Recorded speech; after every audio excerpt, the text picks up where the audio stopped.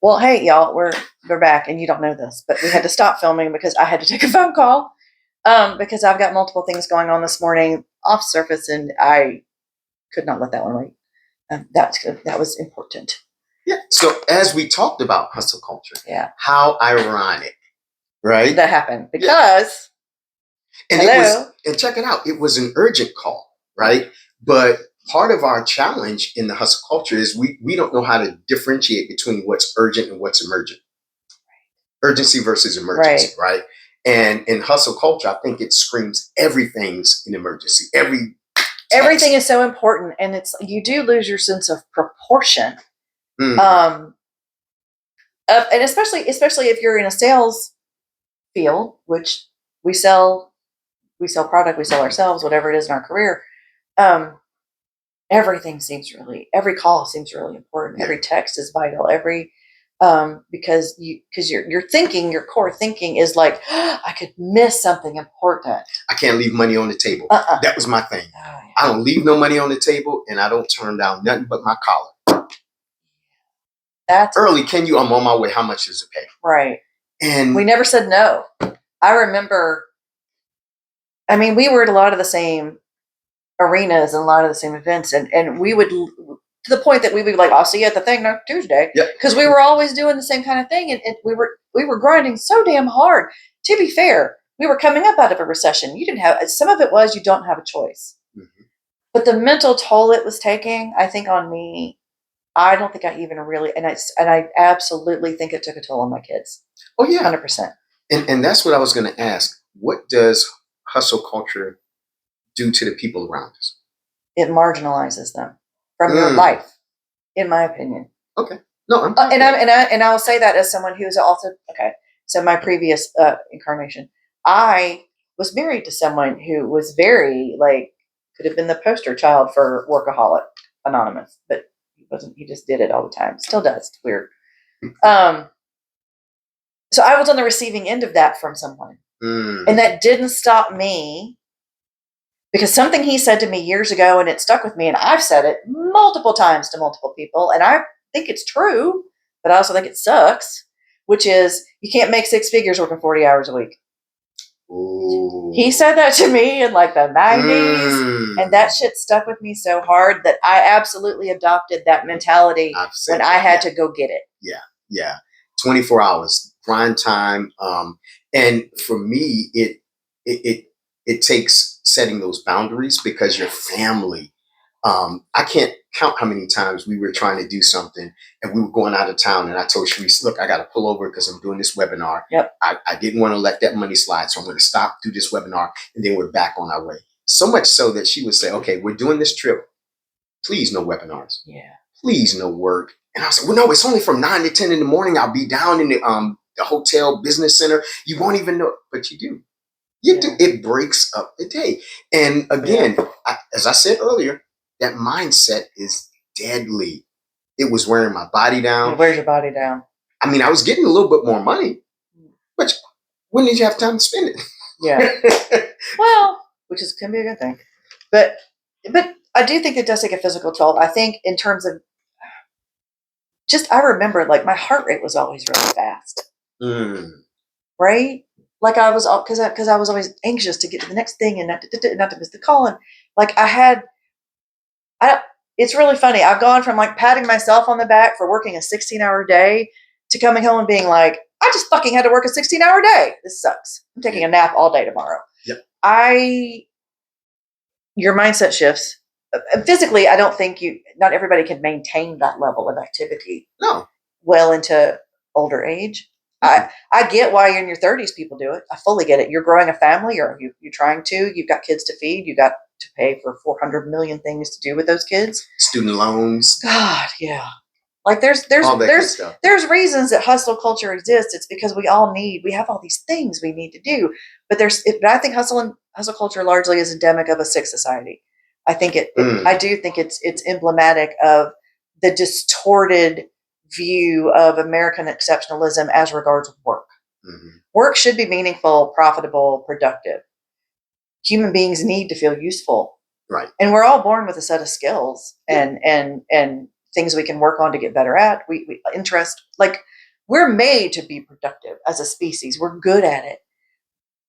But when your whole culture only rewards commercial signs of success, when the car or the house or the outwardly showy things of success, you know, and a lot of us, again, a lot of Gen X was raised by boomers, but a lot of us were raised by the silent generation as well. Yeah. And we had older parents. They were recycling their tinfoil, and they rinsed out plastic bags. They wrapped everything in wax paper because that lasts longer. You can reuse it. Like, they had gardens because I'm not buying tomatoes at the store for like, they're just such a different mindset of how to be productive. And they were always busy too, particularly the women. There's a lot of silent labor that women were doing of that generation. But like, this hustle culture is so specifically these days, tends to be so specifically very much in the tech world. Yeah. Because every kid you've ever talked to who's ever worked for a startup they'll tell you they sleep in the office half the time. Yep. There's no time to go home. That's crazy. And again, that might be fine for 6 weeks, but often it doesn't stop at 6 weeks or 2 months or 6 months. It just becomes a thing that you do because you think you have to do it. I think hustle culture is the enemy to contentment. Oh God. And we go from content to competitive or competition. Yeah. Right. And I used to be in sales, and I worked in a sales environment where we were on the sales floor and we had a bell. Oh God, that's so toxic. Okay. Do you know what the bell is, right? You know yes, I've been in sales a long time. Every sale that you made over a certain amount, you jump up, bing, bing, bing, bing, and everybody go, "Oh, I'll get you next time." Yeah. Meanwhile, the company is making billions off of the back of our labor and competition within any sale, within the group. That is so crazy that you're like, okay, what was I doing? I was working. I would get there at 7 because I wanted to be the first one in and the last one out. Yeah. That's what grinders do. That's what champions do. We're there first. That's how winners win. Yep. And meanwhile, you have friends, you have family, you have outside interests, hobbies, things that just end up kind of like dying on the vine, you know, because you don't get a chance to pick it. Yeah. You can't nurture anything else. If you're nurturing that kind of level of work, you really can't. And here's what I'm saying, or what I would say is it's not a bad or good thing. It's not about hustle culture being good or bad. It's about you specifically, when you're hustling, why you're hustling, and is it healthy for you in terms of your mental and physical health? Mm-hmm. Because you will never make enough money to get your health back if you lose it. That's for sure. Yep. And I do think a lot of us are walking that tightrope right now of, I want to work really hard to make good money, but I don't want to work so hard that I sacrifice everything else in my life that brings me joy. Right. And I think that's what this generation, you mentioned earlier about the balance. What I'm taking away from this generation is learning the art of life integration. Oh yeah. So integrating things together, making things fun, making what I do as a profession a part of my core, right? Tying it all together. So I'm kind of, everything I'm putting my hands on, I'm trying to make it a passion project. Okay. You know, so, and for me, that takes the competition out of it. To me, that I'm the only competition I have. I have my goal, and that's what I'm trying to get to. Okay. Okay, so you and Charisse work in a lot of the same spaces. Mm-hmm. That's his wife. For those of y'all that don't know, that's his wife. How would you say that the hustle culture that you and I certainly were engaged in, if you're both in the same kind of hustle culture headspace, how does that impact? Because I was all alone. I didn't have a partner in that. Well, Charisse is my grounding. She's more balanced than both of us. She is way balanced. And for her, she never believed that mindset. And you tell me, work hard, play hard. Yeah, yeah. She would say, I deserve to play. Right. She wrong. Charisse, right? I would come home and say, what? You slept till 10 o'clock? She was like, I sure did. No shame. No shame in her game at all. No. That's amazing to me. Because we were taught that you had to earn rest. You had to earn the right to sit down. Yeah. And for her, life dealt her a different life experience. And she's like, man, pump that. I'm good. Yeah. And that, I think that helped me because I wanted her to push me, like, go get it. And she's like, chill, we good. I was like, no, we got to do that. And I always went to do bigger and better. And for me, it took her going early. Let's be content. Not that we're not ambitious, not that we don't have goals, but let's not hurt ourselves in the process. Right? Yeah. Yeah. I wish I'd had somebody to pull me back a little bit. I was so surrounded by everybody who was doing the same thing I was doing. Mm-hmm. Mm-hmm. And it's funny because these conversations happen a lot. I'm still friends with a large number of people from that time. And we talk about it even now. I'm in business with a lot of them. And we will talk about how much we work now at balancing fun. So they've evolved. Yeah, everybody's evolved. Thank God. Because it's exhausting. Good. And the ones that don't, the energy doesn't feel good. Mm-hmm. Like all that energy feels good when you're all feeling the same energy. But when you're in like a different headspace of like, I'm good. I worked hard today. Check. Mm-hmm. I'm gonna watch a movie. I'm gonna watch a movie and have a glass of wine and chill out. And they're still read a book, whatever. Fiction. Nothing. Yes, I don't need to educate my mind. Let me read. Exactly. Let me have my whatever fun Harlequin novels. Right, whatever it is, like ice cream for your brain. But like I do think when you are in that space and you get around someone who's still very much invested in that go hustle culture mindset, it's like, it doesn't feel good. And neither now I have two kids. One of mine is very type A, like her mother, and the other one is I call him type C minus. Just saying, but with love you, honey. But it's interesting to see how much better both of them are at balancing their work with their life than I have ever been. Like and I do think part of it for them, like in their therapy sessions, they're probably going, well, my mom worked all the fucking time and she lived it. And she kept we couldn't go to Target without her wind up talk, trying to get another client standing in line. Oh my God. It's the joke in our family, but it's like, but a lot of those family jokes are also hiding some uncomfortable truths. And I do think there was absolutely a piece of their childhood where they felt like I was checked out because my mind was not on what we were doing together. My mind was on, I got to make sure I make a phone call and let me think that through it. I'm processing my day, or I'm getting a lot of texting in the middle. So I'm not focused. You're like, hold on. How many times have we done this? Just 1 second. Oh my God. I still think I just did that.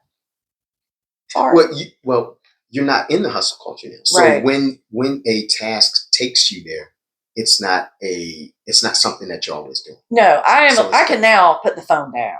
I can for like hours at a time. It's great. Let me see if this one triggers you. Oh God, probably. ABC. Always be closing. Coffee's for closers. Like you have to earn it. You have to earn your fucking coffee. Sprinkles are for winners. And there were times I used to sell. I used to be in the home and professional security system business. So the business side or the industrial side of it took months to get your money. Yeah. Because it's got to go through a lot of channels. You got to work with tech to make sure when they can install and all that. But my bread and butter were the homes that I sold, and I could go in there. I mean, I would try to break my record of 20 minutes. Oh my God! I'd go in there and just start talking, and for some reason I think I'm charming. But you are. Oh, you're a delight. Oh, stop! And this is when we were in Philly. I would be in Trenton in the morning, Delaware in the afternoon. And then I end up in Philly. Good Lord. And it would be 9:00. I'm still chasing a lead. I'm like, if you have a few minutes, I can still stop by. That was me. Yeah. Been there. So, we don't recommend. Mm-mm. However, which isn't to say if for short spans of bursts of energy, like hustle. Like, you know what I mean? There is a balance to it. I don't think either one of us have like the secret recipe to tell you what that is. You kind of have to figure it out for yourself. You'll feel it, and the people around you will sure, because if you're getting messages from your loved ones and they're like, you seem checked out, You're not present. We miss you being here. How come you're never home? Any of those things, those are signals to you that the balance is off. And again, as a former single parent, sometimes you don't have a choice. Yeah. But you so said I'm not disrespecting anybody who's working very hard when you have two or more or seven, however many kids you got, they're depending on you to feed them and clothe them and shelter them. Like I'm not disparaging. Please don't think we are. Right. What we're saying is we'd really like people to have a better mindset and a more healthy approach to work. But that involves us voting for candidates that give us a world where a healthy respect for work can be balanced with a life. Like you shouldn't have to work 5 jobs to live one life. So it's deeper than hustle culture. Because it's culture. It goes to the fiber of Americanism, capitalism and all that. And it's crazy because it really makes you think that what you have is not enough. It's never enough. Yeah. Right. So yeah, it's tough. And I think it, like you said, it impacts our families. And we're not saying don't work. I think strategically, if you say, okay, from now until Christmas, I have to do 2 jobs. Yeah. You talk it over with the people in your life. It's not like a knee-jerk panic. I gotta. Yeah, because hustle culture can often come from panic. Can come from a fear. It's fear. It's a fear-based mentality, largely. Mm-hmm. So if you want to operate from a mindset and a headspace of hope and abundance, hustle culture is literally anti all of that because it's based on fear. It's based on I'm going to miss out. I'm going to lose out. I'm going to lose. I'm going to fail. It's based on that. That really is what needs to be addressed. If that's where your head's at, that's what you need. Sorry, I have hair in my mouth. That's what you need to be working on. Well, it's like that. It's got the fan going, so the hair is everywhere. So I would just say, if you're in that headspace and you're hating it, because you probably are, start working on some balance. And again, as always, we recommend therapy because help you work through your life's crap because that's what their job is. Somebody that can, someone who's on the other side of it that can walk you through. Who can give you that third party perspective. You said it again in this episode, abundance mindset. Yeah. Talk to us. Because I guarantee you there's somebody out there saying, well, I think like I want a bunch of stuff. Is that what you're talking about? Abundance thinking comes from the thinking that you already have enough. And I didn't learn this. I'm not some genius. My friend Kimberly taught it to me many years ago. And I started doing affirmations about abundance and things really changed for me because it's a mindset shift. I didn't know you did affirmations. I did. We got to circle back to that another time. We should bring Kimberly in for that. She's really good at that. Say less. We should have you podcast. But genuinely, when you're coming from an abundant standpoint, you're assuming, you're basically walking through the world assuming you're always going to have enough to meet your needs. Period. It's a very different way of approaching work. It's a very different way of approaching consumerism. It's a very different way of approaching capitalism. And it starts right here in your brain. And you can do it on purpose. So there. So do you feel like, because you have a very good life now. Mm-hmm. You live very comfortable. Mm-hmm. Beautiful home, nice car and all that. Do you think that the less is more approach helped you? Yes. Okay. 100%. How so? Because when I was scrapping all the time, I never felt like I had enough. And therefore nothing was ever good enough. Now, because I've been adopted an abundance mindset many years ago, things just got better for me. Work flowed better. I flow better. I'm able to set boundaries better. How you frame your world is going to frame every decision you make in your world that day. Yep. So that's what I think matters. Wow. This is why I don't think hustle culture is profitable long term. No. I think it's a short term useful thing. It's not a sustainable. It's not sustainable for a lifetime, and nor should it. Why should you want it to be? Like the very thinking of that is toxic. So. Wow, the thinking of it is toxic. I love that. I love that. So, folks, to sum up. Yeah, to wrap it up. We're not saying be lazy. Mm-hmm. We're not saying don't have career goals, don't have things that you're chasing. Goals and dreams. And what we're saying is temper it. We're saying balance it. Work on your mindset. Work on your mindset. And what is that mindset called? Abundance. Listen, folks. Because abundance leads to contentment. Oh, go ahead. Sorry. Ooh, abundance leads to contentment. You should tweet that. You should. You should Facebook that. Something. You should put that out, right? You can pretend you said it. It's fine. It's fine. It's totally fine. Yeah. They don't care. So again, Early and Kim. And this is the Roots and Rhythm podcast, where we are exploring the roots that ground us and the rhythms that move us. And we'll see y'all next time. Can't wait. Catch you later. Bye.